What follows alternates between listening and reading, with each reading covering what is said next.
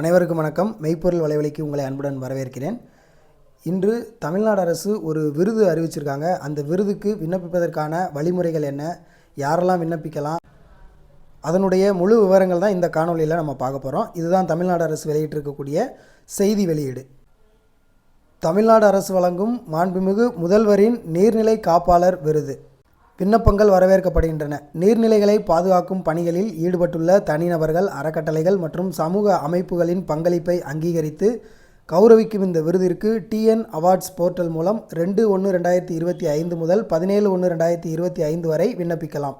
awards.tn.gov.in மூலம் online விண்ணப்பங்கள் மட்டுமே ஏற்கப்படும். விருதிற்கான வழிகாட்டுதல்களை பெற 2 இணையதள முகவரி கொடுத்திருக்காங்க. environment.tn.gov.in அல்லது tnclimatechangemission.in என்ற இணையதளங்களை பார்வையிடவும். இப்போ அதற்கான என்ன வழிமுறைகள் அப்படிங்கிறதையும் இந்த காணொலியில் பார்ப்போம். 2/1/2025 17/1/2025 வரைக்கும் விண்ணப்பிக்கலாம். அதுவும் awards.tn.gov.in என்ற ஆன்லைன் விண்ணப்பத்தில் மட்டும் விண்ணப்பிக்கிறவங்களோட விண்ணப்பம் தான் ஏற்றுக்கொள்ளப்படும். இப்போ அந்த செய்தி வெளியீட்டுக்கான முழு தகவல் இதுதான்.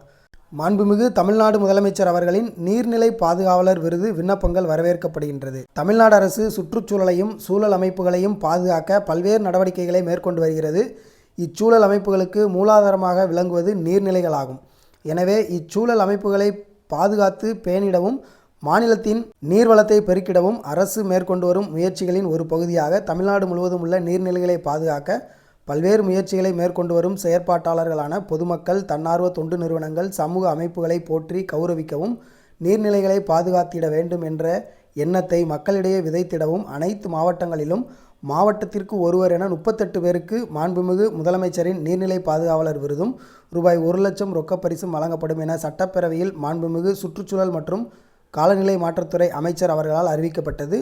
அதன்படி இந்த ஆண்டிற்கான விருதுகள் விரைவில் வழங்கப்பட உள்ளன. எனவே இந்த விருதிற்கு விண்ணப்பிக்க விருப்பமுள்ளவர்கள் தமிழ்நாடு விருதுகள் அதாவது டிஎன் அவார்ட்ஸ் வலைதளம் மூலம் வருகின்ற 2/1/2025 முதல் விண்ணப்பிக்கலாம். விண்ணப்பத்தை சமர்ப்பிப்பதற்கான கடைசி நாள் 17/1/2025 ஆகும்.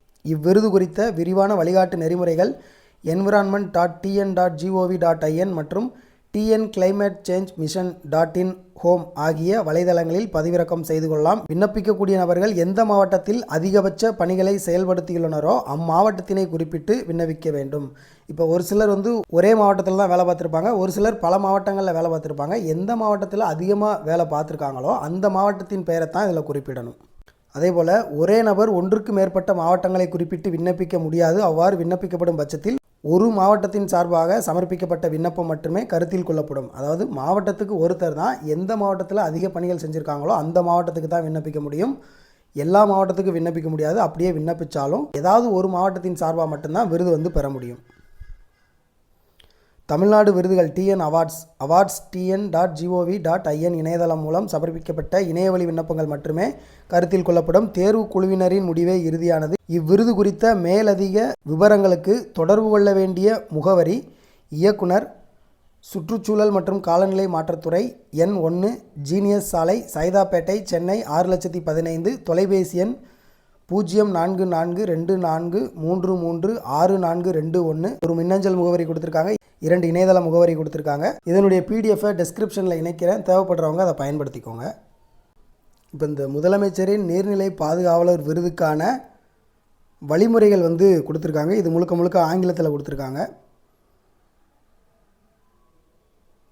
இப்போ இந்த விருதுக்கு தேர்வு செய்யக்கூடிய அந்த தேர்வு கமிட்டி, செலெக்ஷன் கமிட்டியில் யார் இருக்காங்க அப்படின்னா டிஸ்ட்ரிக்ட் லெவல் செலெக்ஷன் கமிட்டி அப்படின்னு சொல்கிறாங்க. DLSC will be constituted based on District Climate Change Mission Committee. It will consist of following members. அதாவது டிஸ்ட்ரிக்ட் கலெக்டர் அல்லது சேர்மன், DRDAவினுடைய ப்ராஜெக்ட் டைரக்டர் அல்லது அடிஷ்னல் கலெக்டர் அல்லது secretary member, district forest officer, district revenue officer, water resource டிபார்ட்மெண்ட்டோட EE மற்றும் municipal commissioner அதாவது REE, RDMA, 7வதாக assistant director, பேரூராட்சிகளின் உதவி இயக்குனர். இந்த 7 அரசு அலுவலர்களும் இந்த செலெக்ஷன் கமிட்டியில் இடம்பெற்றிருக்காங்க. இப்போ இதில் ஸ்டேட் லெவல் கமிட்டி கொடுத்துருக்காங்க.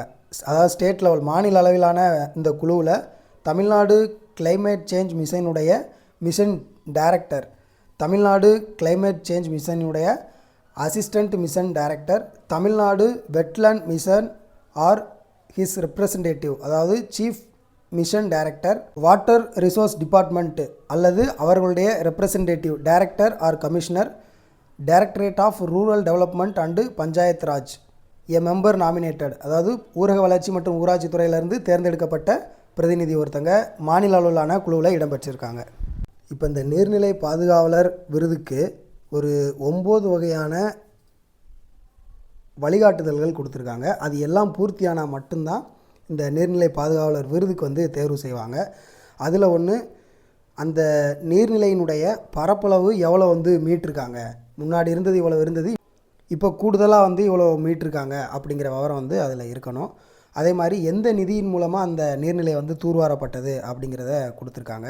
அந்த நீர்நிலையில் இருக்கக்கூடிய நீரினுடைய பயன்பாட்டை பொறுத்தும் மதிப்பெண் வழங்குறாங்க. அதே போல் இந்த நீர்நிலையை பாதுகாப்பதற்கான விழிப்புணர்வை எவ்வாறு ஏற்படுத்தியிருக்காங்க மக்களுக்கு அப்படிங்கிறதையும் அந்த மதிப்பெண்ணில் சேர்த்துருக்காங்க. இந்த பழைய நீர் சேமிப்பு அந்த வழிமுறைகள் எவ்வாறு ப்ரொமோட் பண்ணியிருக்காங்க அப்படிங்கிற ஒரு வழிமுறையும் பின்பற்றுறாங்க. அதே போல் ட்ரைபல் பாப்புலேஷன் ஒரு கேட்டகரி கொடுத்துருக்காங்க. அப்புறம் இன்னோவேஷன், அதாவது புதிதாக நீர்நிலை நீரை சேமிப்பதற்காக இருக்கட்டும், இல்லை அந்த நீர்நிலையை பாதுகாக்கிறதுக்காக புதிதாக ஏதேனும் முயற்சிகள் மேற்கொண்டிருக்காங்களா அப்படிங்கிறத பார்க்குறாங்க.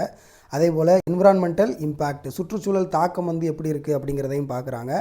அதே போல் பார்ட்டிசிபேட்டரி வாட்டர் கவர்னன்ஸ், அதாவது லோக்கலில் இருக்கக்கூடிய ஸ்டேக் ஹோல்டர்ஸ் எந்த அளவு இதில் பார்ட்டிசிபேட் பண்ணுறாங்க அப்படிங்கிறதையும் கணக்கில் எடுத்திருக்காங்க.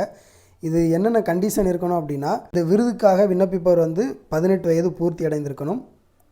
டிஎன் அவார்ட்ஸ் போர்ட்டல் என்ற இணையதளத்தில் மட்டும்தான் விண்ணப்பிக்கணும். போஸ்ட் வழியாக விண்ணப்பித்தோம் அப்படின்னா நிராகரிச்சிருவாங்க. இப்போ நம்ம கொடுக்கக்கூடிய விவரங்கள் சரியாக இருக்கா அப்படிங்கிறத டிஸ்ட்ரிக்ட் லெவல் செலெக்ஷன் கமிட்டி அதை சரி பார்ப்பாங்க. ஒரு டிஸ்ட்ரிக்கு ஒருத்தருக்கு தான் அவார்டு அப்படிங்கிறதுனால பல்வேறு மாவட்டங்களில் நம்ம பணிபுரிஞ்சிருந்தாலும் எந்த மாவட்டத்தில் அதிக பணிகள் எடுத்திருக்கோமோ அந்த மாவட்டத்துக்கு தான் விருது கொடுப்பாங்க. 2021ஆம் ஆண்டு செய்து முடிக்கப்பட்ட இந்த பணிகள் மட்டும்தான் இந்த விருதுக்கு தகுதியான பணிகள். அதே போல் எந்த நீர்நிலை குறிப்பிட்டு நம்ம விண்ணப்பிக்கிறோமோ அந்த நீர்நிலையை நேரில் ஆய்வு செய்வாங்க. Tahsildar, forest range officer, district environment engineer யாராவது நேரில் அந்த நீர்நிலையை பார்வையிடுவாங்க. இப்போ இந்த தேர்வு குழுவினுடைய தீர்ப்பு மட்டுமே இறுதியானது, நம்ம வேறு எதையுமே கிளைம் பண்ண முடியாது. ஏன்னா அதுக்குன்னு ஒரு அட்டவணை கொடுத்துருக்காங்க. இந்த அட்டவணையில் இந்த நீர்நிலைக்கு மதிப்பெண்கள் கொடுத்துருக்காங்க. அதாவது 100 மதிப்பெண்கள். நம்ம இப்போ மேலே குறிப்பிட்ட எல்லாத்தையுமே ஒரு 10 வழிமுறைகள் கொடுத்துருக்காங்க. இது எல்லாத்துக்குமே 10 மதிப்பெண்கள் ஆக மொத்தம் 100 மதிப்பெண்களுக்கு இந்த நீர்நிலை பாதுகாவலர் விருதுக்கு விண்ணப்பிக்கிறவங்க எவ்வளோ மதிப்பெண்கள் எடுத்திருக்காங்களோ அதன் அடிப்படையில் யார் அதிகபட்ச மதிப்பெண்கள் எடுத்திருக்காங்க அப்படிங்கிறதுல ஒரு மாவட்டத்துக்கு ஒருத்தரை தேர்வு பண்ணி விருது கொடுக்குறாங்க. இப்போ கூகுளில் டிஎன் அவார்ட்ஸ் அப்படின்னு கொடுக்கணும். இதில் முதல் இணையதளம் awards.tn.gov.in. இப்போ இதுதான் இந்த இணையதளத்தோட முகப்பு பக்கம். இப்போ இதில் பார்த்தோம்னா என்னென்ன விருது கொடுக்குறாங்க, மற்ற விவரங்கள் இது எல்லாமே இதில் கொடுத்துருப்பாங்க. இப்போ இதில் பதிவு செய்க அப்படின்னு இருக்கும். அதில் பதிவு செய்யணும். நம்மளுடைய விவரங்களை பூர்த்தி செய்யணும். பயனர் வகை, அது என்ன வகை அப்படின்னு கொடுக்கணும். இந்திய குடிமகனா என்ன ஏது அந்த விவரங்கள்லாம் கொடுக்கணும். அப்புறம் பெயருக்கு முன்னாடி திருமதி, செல்வி அந்த மாதிரி. அப்புறம் பெயர் மற்றும் முதலெழுத்து, பிறந்த தேதி, பாலினம், அலுவலக கைபேசி எண், மின்னஞ்சல் முகவரி, அப்புறம் கேப்சா குறியீடை கொடுத்துட்டு பதிவு செய்கன்னு கொடுத்ததுக்கப்புறம் யூசர் ஐடி பாஸ்வேர்டு உருவாகிடும். யூசர் ஐடி பாஸ்வேர்டு உருவானதுக்கப்புறம் பதிவு செய்த பின் உள்நுழைய சொடுக்குகன்னு இருக்கும். அதை கிளிக் பண்ணிவிட்டு உள்ளே போய் நீர்நிலை பாதுகாவலர் விருதுக்கு விண்ணப்பிக்கன்னு இருக்கும். அதில் போயிட்டு நம்மளுடைய விண்ணப்பங்களை பூர்த்தி செய்யணும். இப்போ இந்த நீர்நிலை காப்பாளர் விருது அவசியமானதா அப்படின்னா கட்டாயம் அவசியமானது. ஏன்னா இங்கே இருக்கக்கூடிய நீர்நிலைகளை பராமரிக்க வேண்டிய பொறுப்பும் கடமையும் அரசுக்கு எந்த அளவுக்கு இருக்கோ அதே அளவு பொதுமக்களாகிய நமக்கும் இருக்குது. ஏன்னா நம்ம தான் அன்றாடம் அந்த நீர்நிலைகளை பயன்படுத்துகிறோம். அந்த நீர்நிலைகளை பாதுகாக்கவும் பராமரிக்கவும் நமக்கு தான் முழு உரிமை இருக்குது. அதனால் கட்டாயம் இந்த நீர்நிலைகளை நம்ம பாதுகாக்கணும். அதனால் இந்த நீர்நிலை பாதுகாப்பாளர் அப்படிங்கிற விருது கட்டாயம் அவசியம்தான். ஏன்னா இனி வரக்கூடிய காலங்களில் புதிதாக நம்ம நீர்நிலைகளை உருவாக்க முடியாது. அப்போ ஏற்கனவே இருக்கக்கூடிய நீர்நிலைகளை பாதுகாக்கணும். இப்போ கடந்த 2000ஆவது ஆண்டுக்கு பின்பு வழங்கப்பட்ட நீர்நிலை பட்டாக்களை ரத்து செய்யணும் அப்படின்னு மாண்புமிகு சென்னை உயர்நீதிமன்றம் ஒரு உத்தரவு கொடுத்துருக்காங்க. அதன் அடிப்படையில் ஆய்வுகள் நடந்துக்கிட்டு இருக்கு. நீர்நிலைகளில் பட்டா கொடுத்துருந்தாங்கன்னா கட்டாயம் அந்த பட்டாக்களை ரத்து செய்து அந்த நீர்நிலையை மீண்டும் அதனுடைய இயல்பு நிலைக்கு கொண்டு வரதுக்கான அனைத்து முயற்சிகளையும் தமிழ்நாடு அரசு எடுத்துக்கிட்டு இருக்காங்க. அதே போல் சமூக ஆர்வலர்கள், தன்னார்வ தொண்டு நிறுவனங்கள் என எல்லாருமே தொடர்ந்து இந்த நீர்நிலை பாதுகாப்புக்காக முயற்சி எடுத்துக்கிட்டு இருக்காங்க. அதன் ஒரு பகுதியாக தமிழ்நாடு அரசு இந்த நீர்நிலை காப்பாளர் விருதை அறிவித்ததில் உண்மையிலேயே சமூக ஆர்வலர்கள் சார்பாக தமிழ்நாடு அரசுக்கு பாராட்டை தெரிவித்துக் கொள்கிறோம்.